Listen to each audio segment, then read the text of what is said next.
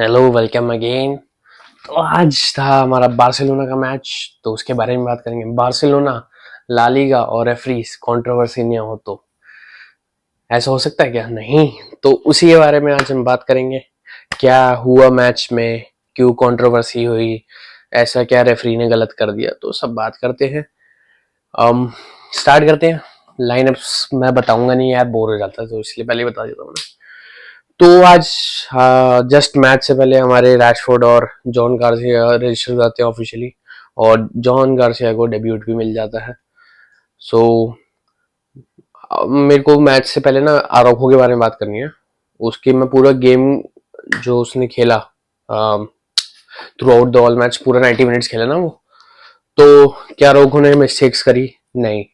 क्या आरोखो गंदा खेल रहा था? नहीं। आरोखो डिफेंस में सॉलिड था, हाँ। क्या आरोखो की बॉल प्लेइंग एबिलिटी खराब है? नहीं। मैंने उसकी बॉल प्लेइंग एबिलिटी 2023 में भी सही देखी थी, 2022 में भी सही थी। क्या वो ठीक कर सकता है? हाँ, ऑफ कोर्स। क्या हम उसको ज्यादा जज करते हैं? यस। आज उसने जितने डिफेंसिव ब्लॉक्स दिए हैं, जितनी उसने रिकवरी पेस दी है, और एयरली उसने जो ड्यूल्स विन करे हैं, तो यस, हम उसको थोड़ा ज्यादा ही जज करते हैं। तो हमें वो देख के भी चलना है। अगर आप किसी चीज से, जैसे मान लो इनिगो मार्टिनेज का एग्जांपल में, अगर आप उस बंदे से कुछ चीज बेनिफिट में ले रहे हो, तो उस चीज में कॉन्स भी है। ऐसे इनिगो मार्टिनेज आपको एरियल ड्यूल्स में वो इतना अच्छा नहीं देगा जितना अरोखो देगा। यस। इनिगो मार्टिनेज की बॉल प्लेइंग एबिलिटी जो है वो अरोखो जैसी अरोखो के पास नहीं है। तो एक प्रोज एंड कॉन्स है, हर प्लेयर में होते हैं। कोई भी प्लेयर एक पिक्चर परफेक्ट नहीं होता, समझ रहे हो ना बात आप?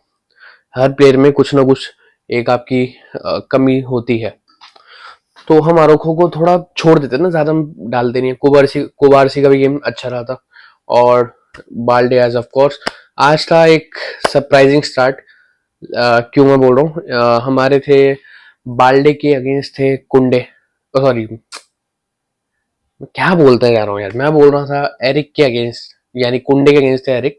क्यों ऐसा फ्लिक से भी पूछा गया, तो फ्लिक ने बोला कि मुझे एरिक ने ज्यादा इम्प्रेस किया है प्री सीजन में, इसलिए कुंडे को बाहर बिठाया था। तो ऐसा कोई वो रीजन नहीं था लेट वाला।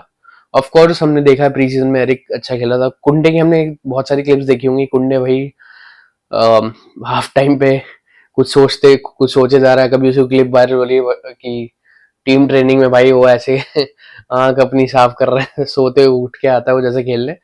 तो यस, मेरे हिसाब से थोड़ा लैक ऑफ उसका कंसंट्रेशन है गेम में, तो इसलिए फ्लिक ने एरिक गार्सिया को स्टार्ट किया। ऐसे सच कुछ वो नहीं है, कोई वो नहीं है बात मतलब घबराने वाली। और एरिक का गेम भी बहुत टॉप नॉच था, सॉलिड गेम था मैं तो कहूंगा। ओवरलैप्स भी दिए बंदे ने, डिफेंसिवली स्ट्रांग रहा था, हाई लाइन भी मेंटेन कर पा रहा था। तो एक अच्छा गेम एरिक गार्सिया से आया। और फिर हम बात करते हैं अटैक्स के बारे में, हमारे फर्स्ट हाफ में होता क्या है और क्या कंट्रोवर्सी होती है। पहले फर्स्ट, हाँ, 5 मिनट्स में हमारे अटैक्स बनते हैं दो तीन, और दो तीन एक दो बनते हैं, हाफ चांसेस होते हैं और कुछ नहीं। 8 मिनट पे एक अटैक बनता है बाय लामिन यमाल, और वो बंदा हल्का सा लेफ्ट कट करता है। मतलब आप सोच रहे हो कि मैं क्रॉस डाल देता है, और वो राफिनिया का एक अच्छा रन होता है और वो गोल मार देते हैं। रहा था कि ये जो लामिन यमाल की अनप्रेडिक्टेबिलिटी है, वो प्लेयर जज नहीं कर पाते। ऐसे ही मैनेजर्स नहीं बोल रहे थे कि वो कब शूट लेता है, कब वो पास निकालता है, पता नहीं चलता। अब जज मत करना, जो उसकी जो ये एबिलिटी है कब पास खेलने की, कब गोल मारने की, वो थोड़ी मेसी जैसी लुक देती है। अब आप वो लोग बोलोगे कि आप हाइप कर रहे हो, हाइप की बात नहीं है, एक फैक्चुअल है, मेसी भी ऐसे ही निकालता है। तो कंपेयर नहीं कर रहा हूँ मैं, एक एबिलिटी बता रहा हूँ जो मेसी में भी है, जो उसमें भी है, और भी प्लेयर्स में भी है। ऐसा नहीं है कि अकेला यही है। तो मेरे को बस ये बताना था और कुछ नहीं। सेकंड गोल की जो मेन बात है, जो दिक्कतें हुई हैं आज, मेन जो टॉपिक रहेगा, क्योंकि गेम के बारे में कोई बात नहीं करेगा ऑब्वियसली। तो सेकंड गोल में क्या होता है, यमाल ऑब्वियसली राइट विंग से कटिंग कर रहे होते हैं, और इसकी भी क्लिप मैं एक्सप्लेन करूंगा जल्दी से। इसकी मैं शॉर्ट्स बनाऊंगा बेसिकली, ठीक है। मैं आपको थोड़ा सा ओवरव्यू दे देता हूँ। यमाल कटिंग कर रहे होते हैं, शॉट लेते हैं, और शॉट लगता है राइलो, यानी उनके जो कैप्टन है मायोका के, उनके सर पे, और उनको कंकशन हो जाता है और वो गिर जाते हैं। और गिरते हैं तो 5 to 7 सेकेंड्स का एक प्ले होता है, उसमें फरहान टोरेस को बॉल मिलती है, वो लेफ्ट टॉप कॉर्नर पे बैंग कर देते हैं गोल, और 1 मिनट के चेक के बाद और फरहान को गोल मिल दिया जाता है। और फिर थोड़ी बहसबाजी होती है मायोको के प्लेयर से, ऑब्वियसली वो होनी चाहिए क्योंकि उनका प्लेयर गिरा पड़ा है तो उनको बोलना चाहिए। ऑफ कोर्स आपको पता है रेफरी का क्या सीन है पूरे लीग्स में, टॉप 5 लीग्स की बात कर रहा हूँ, अगर आप ज्यादा बहस करोगे तो आपको मिल जाएंगे येलो कार्ड। तो ये क्यों बोल रहा हूँ मैं, क्योंकि उनमें से एक बंदे थे हमारे मोरालेस, जिन्होंने ज्यादा बहस करी रेफरी के साथ और उनको मिल जाता है एक येलो कार्ड। क्यों बता रहा हूँ मैं आपको आगे बताएंगे क्यों नहीं। तो फिर एक और सिनेरियो होता है 33 to 34 मिनट्स के अराउंड, जिसमें यमाल अगेन अपनी ड्रिबल्स कंप्लीट कर रहे होते हैं, राइट विंग से अंदर कटिंग कर रहे होते हैं, एक पेयर बीट करते हैं, उनका मैं नाम बता देता हूँ आपको। वो थे दारदर, सर्जियो दारदर, उनको वो बीट करते हैं क्योंकि वो उनको टैकल मार रहे थे, स्लाइड टैकल, वो ऑब्वियसली एक फाउल था जो कि यमाल स्किप कर जाता है। सेकंड, सैन मोजिका या सांचेस को वो बीट करके तब मोरानिस उसको टैकल करता है, ऑब्वियसली उसको मिल जाता है डबल येलो। तो अब ये हार्श है, ये जस्टिफाइड है, ये आप लोग मुझे बताना, मैं इसको शॉर्ट्स में एक्सप्लेन करूंगा बेसिकली। और फिर यहाँ से शुरुआत होती है कंट्रोवर्सी की, तो यहाँ से आ जाते हैं रेड कार्ड। ठीक है, मेरे को तो जो मेरा ओपिनियन है अभी मैं बता देता हूँ, मेरा ओपिनियन है कि येलो कार्ड देना जस्टिफाइड था, और रेड कार्ड इसलिए मिला क्योंकि पहले उसने बहस करी। तो मैं ये बोलूंगा अनलकी था बंदा, तो आप कुछ कर नहीं सकते, अगर आप पहले येलो कार्ड लेके बैठे हो और आपने टैकल ऐसा मार दिया तो रेड कार्ड तो मिलेगा ही। तो ठीक है, आगे बढ़ते हैं। फिर एक और कंट्रोवर्सी होती है, कंट्रोवर्सी नहीं बोलूंगा, ये ऑब्वियस रेड कार्ड था। तो कोई भी फुटबॉल फैन जो फुटबॉल देखता आ रहा है उसे सबको पता ही होगा कि अगर आप इतना हाई बूट, इमेज में जरूर डाल दूंगा, इतना हाई बूट आप यहाँ मारते हो, चाहे आपका इंटेंशन बैड हो चाहे गुड हो, मैटर नहीं करता, वो एक हाई रिस्क प्ले में, हाई रिस्क में नहीं बोलूंगा, वो रिस्की प्ले होता है और उसमें रेफरीज को अलाउड होता है रेड कार्ड दिखाना। इनिशियली ऑन फील्ड रेफरी का डिसीजन था येलो कार्ड, बट वार ने उनको बुलाया स्क्रीन पे टू वेरीफाई हिज डिसीजन। तो जब रेफरी ने अपना डिसीजन रिव्यू किया तो उसको लगा कि नहीं, थोड़ा ये डेंजरस प्ले था, थोड़ा क्या मतलब था ही डेंजरस प्ले, तो उन्होंने अपना कार्ड्स का डिसीजन बदल के रेड कार्ड पकड़ा दिया। ऑब्वियसली मायोको फैंस खुश नहीं होंगे क्योंकि with in the time span of 6 minutes they got 2 red cards. Obviously कौन सी टीम खुश होगी ऐसा देख के। तो गेम चलती रहती है, हम थोड़े चांसेस बनाते हैं, हाफ चांसेस होते हैं। और हाँ, मैं आपको एक बात बता दूं, हमने डिफेंसिवली ऐसे खुले नहीं, वो बहुत एक अच्छी बात है। वो लोग उस एस्पेक्ट को भूल जाएंगे क्योंकि हमारा सारा ध्यान आ जाएगा कंट्रोवर्सी में, ये एक नॉर्मल है। और मैं जैसे कह रहा था माइक्रो बैटरी जो है ना, हाँ, तो मैं ये बता रहा था कि ऑब्वियसली हमारे डिफेंसिव गेम प्ले के लिए जो हम बोल रहे थे कि हमारा गेम प्ले सही होगा नहीं होगा, आज मुझे लगा हम नहीं खुले हैं। एक मिस्टेक थी जिसमें हम ओपन हुए थे, वो थी यमाल ज्यादा ड्रिबलिंग कर पाया, ड्रिबलिंग करवाया नहीं, मतलब ड्रिबलिंग कर रहा था, उससे बॉल लूज होती है, हमारी टीम भागती है, क्योंकि आपको पता है जब हमारे पास पोजीशन आती है काउंटर्स पे कॉर्नर के थ्रू तो हम आगे चढ़ते हैं। तो क्या होगा, यमाल बॉल लूज करता है, यमाल बॉल लूज से मोरिकी नहीं, it was असानो, yes it was असानो और पाब्लो टोरे जो बॉल मिलती है, फिर वो क्रॉस डालते हैं, मुरिकी नहीं, इट वाज टोरे, यस टोरे मुरिकी शॉट लेते हैं और जॉन गार्सिया का एक अच्छा सेव होता है। तो यहीं पे हम खुले हैं, एशल मायोका ने कहीं नहीं खोला हमें फर्स्ट हाफ में। ठीक है, तो आपको ये भी देखना है एक्सपेक्ट कि हम डिफेंसिवली बहुत स्ट्रॉन्ग थे, तो जो हम डर रहे थे क्योंकि अवे में हम मायोका से गोल खाते हैं। पिछले साल नहीं गए, हमने 5-1 करा था। मैं वैसे एक बता रहा हूँ, उससे पिछले पिछले साल ड्रॉ करके आया हूँ, उससे पहले भी ड्रॉ करके आया, तो मायोका के अगेंस्ट हमारा रिकॉर्ड अच्छा नहीं है अवे में, तो वो भी हमें ध्यान देखना। हमने क्लीन शीट निकाली, पिछले साल हमने क्लीन शीट नहीं निकाली थी जितना मुझे याद है, यस।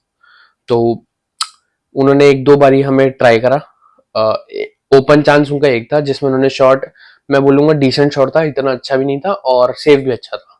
दूसरा उन्होंने ट्राई किया तो उसमें आराखो का ब्लॉक्स आ गए थे, बीच में आपके पेड्री की रिकवरी आ गई थी जब टोरे के पास चांस आया था, तो मैं ये कहूंगा। और एक राफिनिया की रिकवरी थी जिसमें आपकी लेफ्ट विंग से बॉल निकलती है, उसमें एरिक गार्सिया बीट होते हैं और वहां से क्रॉस आता है, मोजेका के थ्रू आता है या सर्जी डार्डर के थ्रू आता है, वो क्रॉस से मुर्की उसको होल्ड करते हैं और उसको बैक पास करते हैं ताकि उनका कैम जो थे टोरे वो गोल मार पाए, उससे पहले आके राफिनिया बॉल ले जाते हैं।